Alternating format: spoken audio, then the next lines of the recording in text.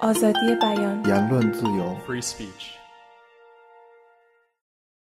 So first of all, this is just the letter which a woman wrote to the Brighton Argus because she went to use an abortion clinic in Brighton and was filmed by, which we didn't mention, but both 40 Days for Life and Abort 67 have been filming and photographing women coming in and out of these clinics.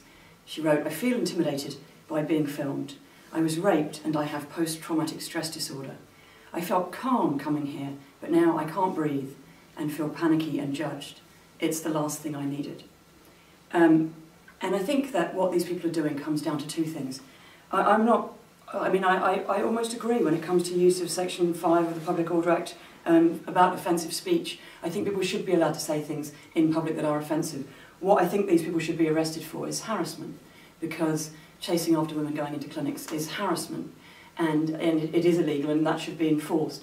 And you know, there's a huge, and to me, blindingly obvious difference between free speech and harassment. You know, you can write a website, you can put your opinions out there, you can write to your MP, you can write the traditional British sternly worded letter to the Times, but that's completely different from running up to women in the street, filming them, taking photographs of them without their permission, telling them all sorts of things. Now, the other thing which we have to talk about, because it's a tactic used by abortion anti-choice groups across the country, including Abort 67, but right the way through to some of what we would consider more moderate groups, like Society for Protection of the Unborn Child or the Pro-Life Alliance, those organisations as well, is that there is a big difference between having the right to free speech and having the right to make up lies and propagate them. And a lot of these organisations will put information on their website which in actual fact is completely false. So they've gone to enormous lengths to try and suggest a link between abortion and breast cancer, when all the medical authorities say there isn't one.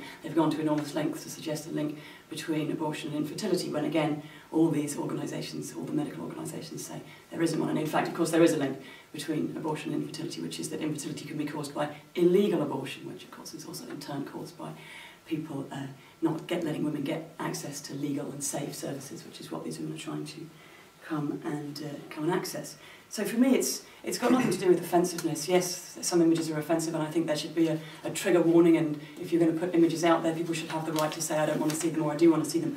But what you don't have the right to do is to harass individual women. And, you know, and one of the things that you will notice about these groups is that they stand outside these clinics, and if you're a man and you walk past, you get left alone. And if you're a woman and you walk past for whatever purposes, whether you're going to the clinic to drop off a parcel, whether you're going to the clinic to ask for information about contraception for your teenage daughter, whatever it is you're doing, asking for advice, or indeed going in there to tell them that you're worried and you think you don't want an abortion anymore and you want to talk to them, you'll be harassed and rushing up to women in the street. And it is exclusively women. It's sexist harassment.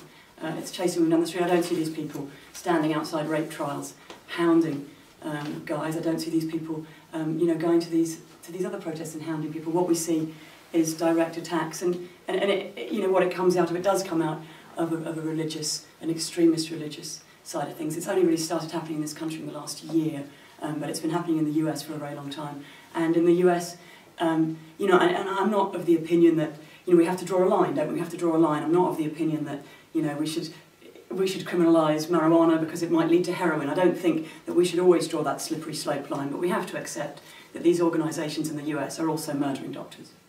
That's where these organisations have ended up. And for me, there is a line, and that line has to be well this side of harassing people who are exercising their legal right to seek medical treatment when they want it. That's their right, and they have to be allowed to exercise it.